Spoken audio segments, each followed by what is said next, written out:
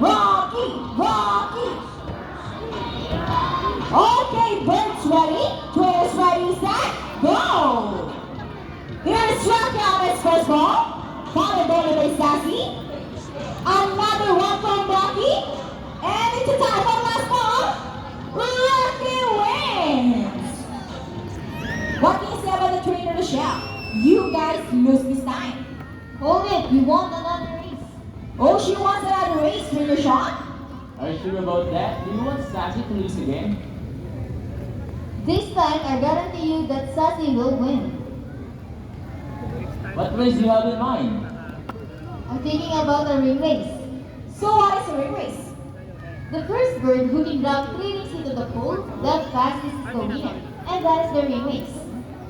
So our ring race it shall be. Remember guys that boys already have 1 point. So girls, let's cheer on for Sassy to win this time. We'll be doing this again this time, our ring race.